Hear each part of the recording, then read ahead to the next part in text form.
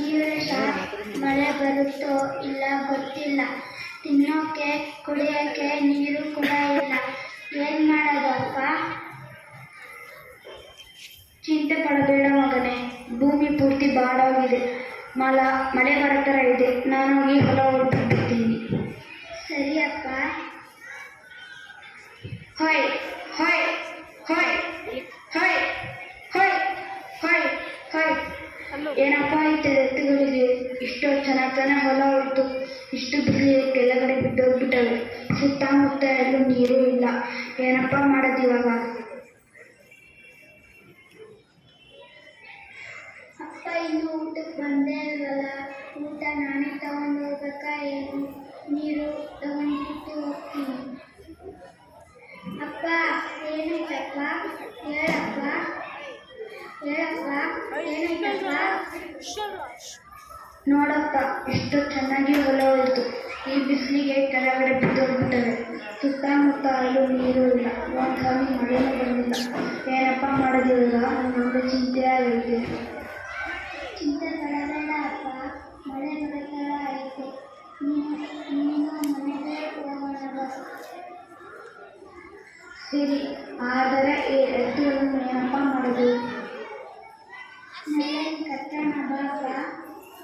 ಸರಿ ಬಾ.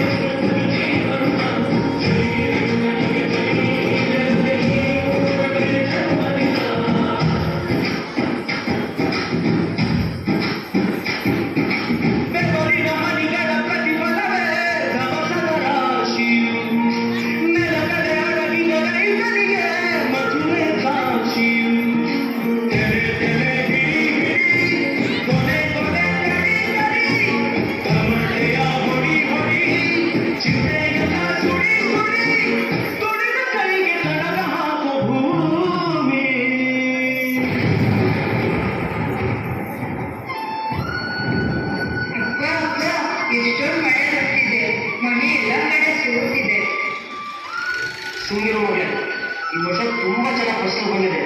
ನಾವು ಕೂಡ ಒಂದು ಹೊಸ ಮನೆ ಕಟ್ಟೋಣ. ದೇವರ ಇಬ್ಬರಿಗೆ ತಪ್ಪಲ ಕೊಟ್ಟು ಹೋಗುವ ಬೆಳೆ ಲಕ್ಷಾಂತರ ಮೌಲ್ಯದ ನೀರು.